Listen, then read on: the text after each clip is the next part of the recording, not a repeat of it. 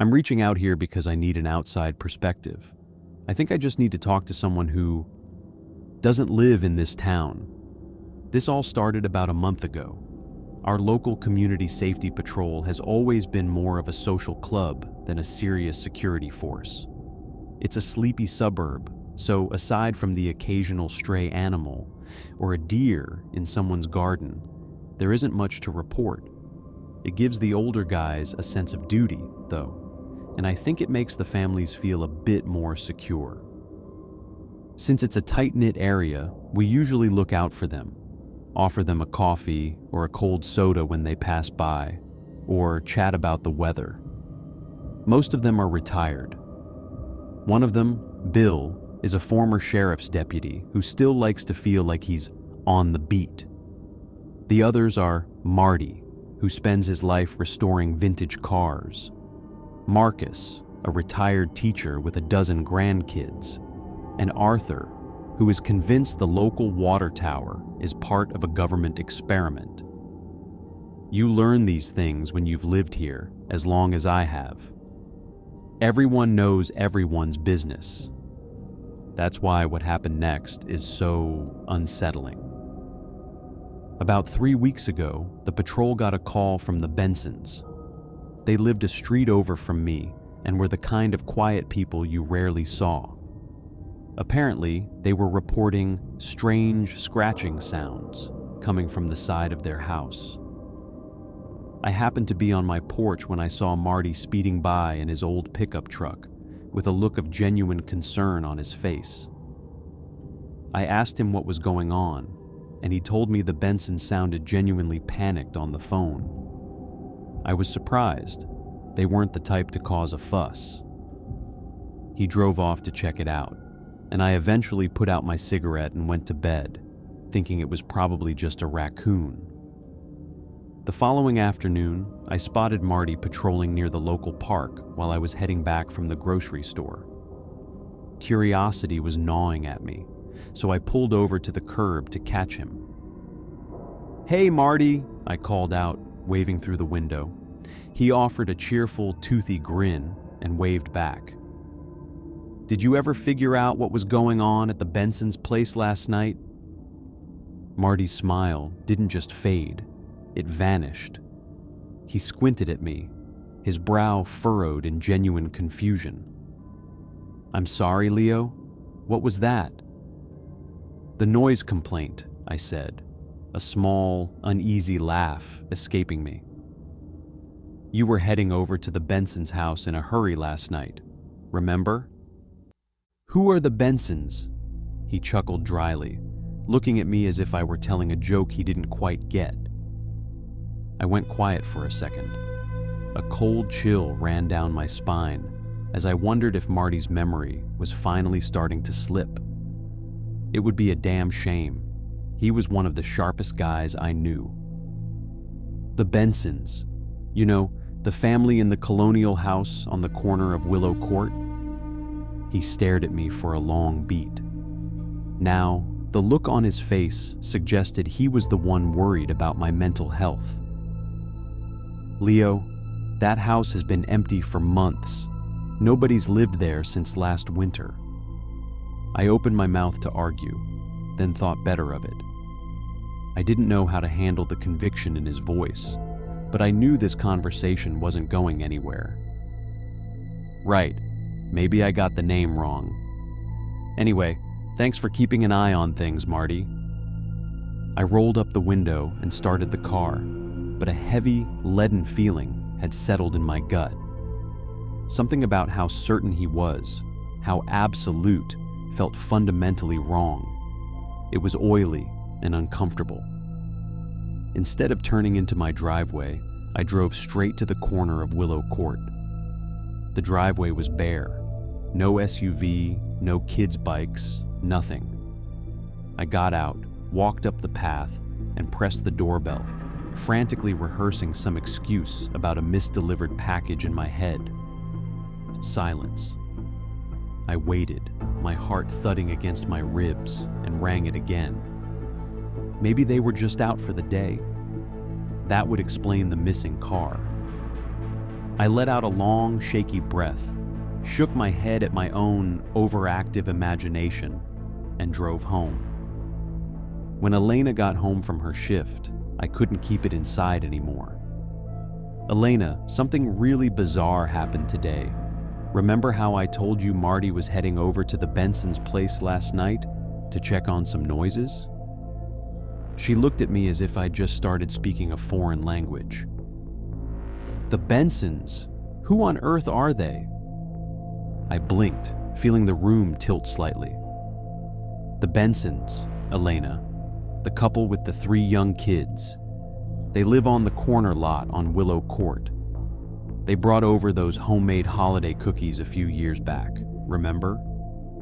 She was looking at me with a growing sense of alarm. "Are you pulling some kind of prank on me?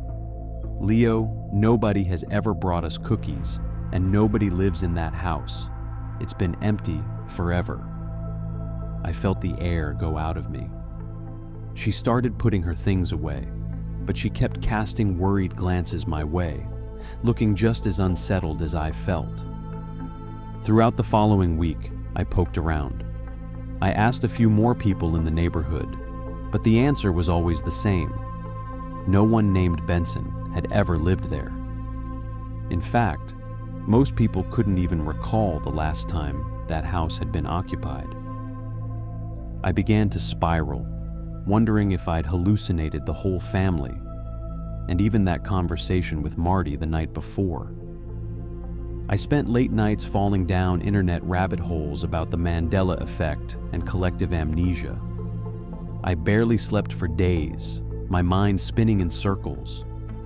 Eventually, for the sake of my own sanity, I tried to write it off as just one of those weird brain glitches and forced myself to move on. Or at least, I tried to. I managed to drift through the next week on autopilot. Then, one evening, Elena came home late from her shift, looking visibly shaken.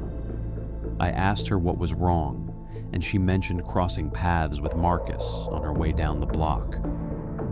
He was speeding toward Gabe and Maya's place.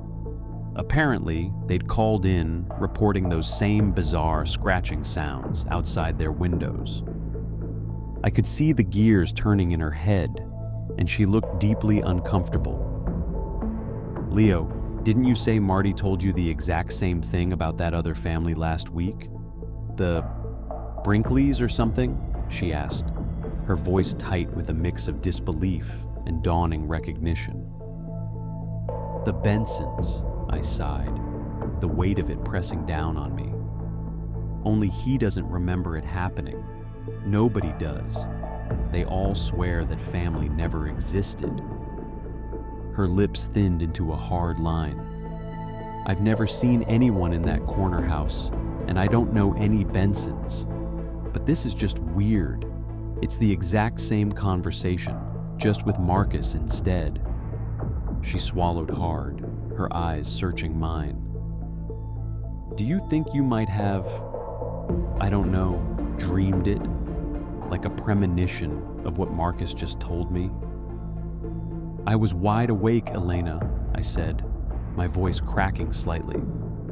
The frustration of being doubted, even by her, was starting to boil over. "It wasn't a dream. I know what I saw and what I heard. I'm just the only one who seems to live in the same reality I do." My mind began to race. Gabe was one of my best friends. We were cycling buddies, and we usually hit the local pub together to catch hockey games during the season. Elena and Maya were just as close. They were always swapping gardening tips and trying out new plants in each other's yards. They were constantly trading book recommendations too. In fact, Elena was currently halfway through a thriller that Maya had lent her just a few days ago when they'd invited us over for a backyard BBQ. The paranoia started to claw at me.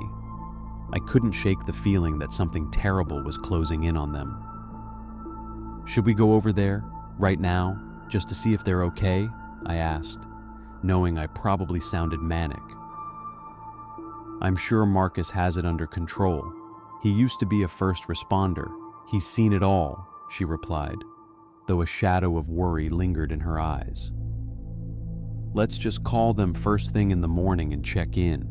I'm sure it's nothing. She gave my cheek a quick, reassuring kiss and headed upstairs to get ready for bed.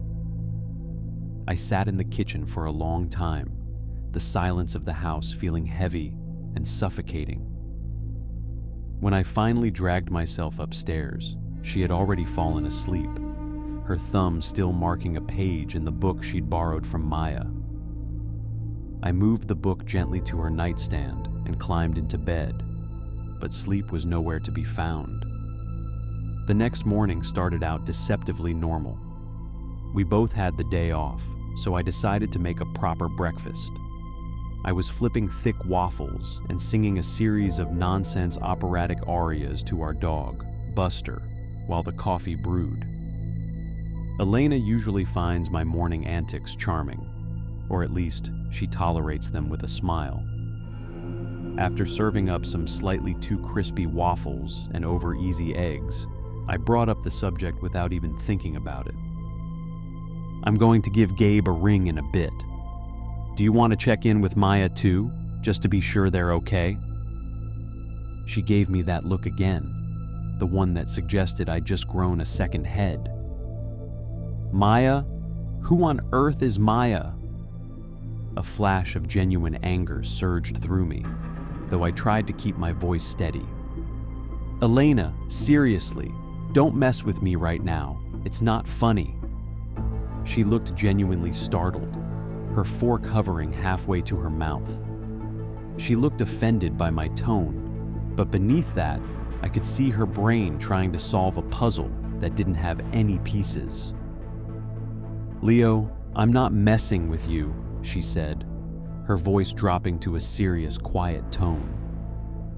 She was a terrible liar. She never could hide a secret, and seeing that blank sincerity in her eyes was terrifying. It was worse than a prank. We were at their house for a barbecue 2 nights ago, I said, my voice trembling. Leo, stop it. This is getting weird, she winced, looking at me with genuine concern. The roles had flipped. Now we were both looking at each other as if the other was losing their mind.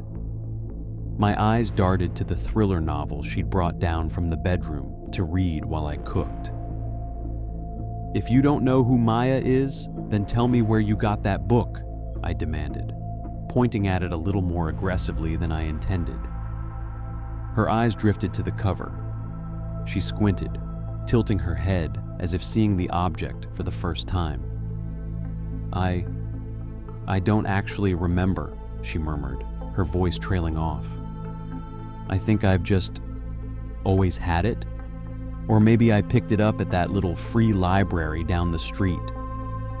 I could tell she didn't believe her own answer. She looked troubled, a flicker of doubt finally crossing her face. I decided not to push her further for the moment and decided to test the rest of the neighborhood. One family vanishing was a glitch. 2 families in 2 weeks was an emergency. I threw on my jacket and stormed out the door. I walked the circuit of the block, stopping every neighbor I saw, people I'd known for years. I asked about Gabe and Maya. The response was a monotonous, terrifying chorus. Who? No, nobody lives in that house. It's been vacant for as long as I can remember. It was maddening.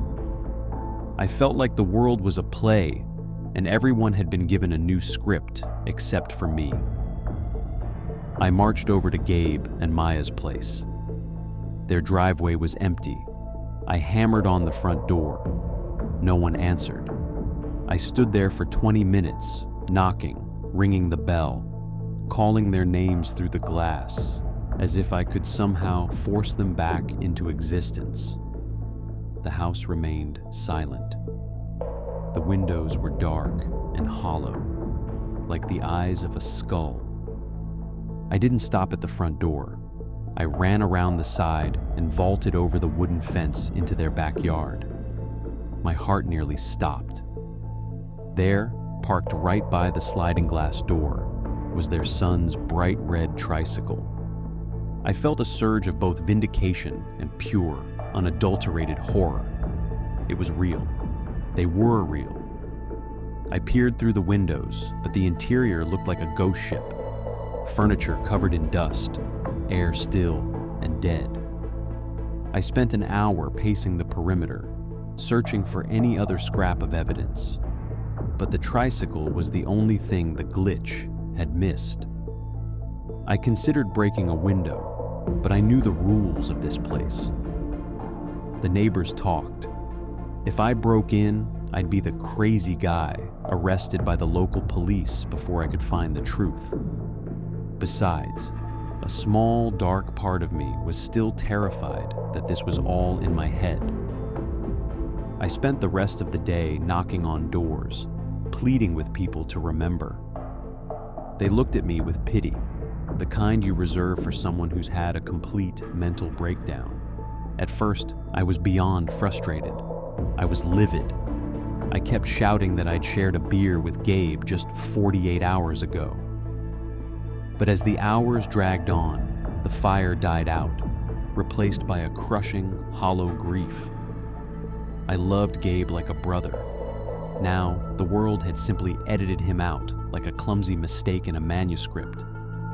How could I ever go back to the local pub or go cycling on our usual trail in a world that insisted he never existed? As the sun began to dip below the horizon, I stopped by the small prefab shed where the community safety patrol gathers between rounds. I asked to see their logbook, hoping for a record of the noise complaint, but they didn't keep one. Nothing ever happened here worth writing down. I asked about Gabe and Maya one last time, purely out of habit. I wasn't even surprised when they gave me those same blank, confused stares. Right then, I made a choice. I insisted on joining the patrol. If this was going to happen again, I had to be on the front lines. I had to know. Someone who actually sees what's happening needed to be out there, and I was the only candidate. They were taken aback, but they could see I was desperate. They gave me a neon yellow vest and a radio, not wanting to argue with a man who looked that close to the edge. I've been doing rounds for a week now. Nothing changed until about 5 minutes ago. The radio crackled. It was a call from Elena. She sounded terrified, whispering that there were strange, rhythmic scratching sounds coming from the walls outside our bedroom. I'm in the patrol car now, flooring it toward our house. I am paralyzed with fear of what I'll find, but I'm more afraid of what I'll find tomorrow. A world where Elena never existed. A world where our dog, Buster, is barking at a woman I don't remember. I don't know if I have to be the one who sees it to be safe, or if I'm about to be deleted too. Maybe being forgotten would be easier than being the only one who remembers. Wish me luck. I just hope someone, somewhere, remembers this tomorrow.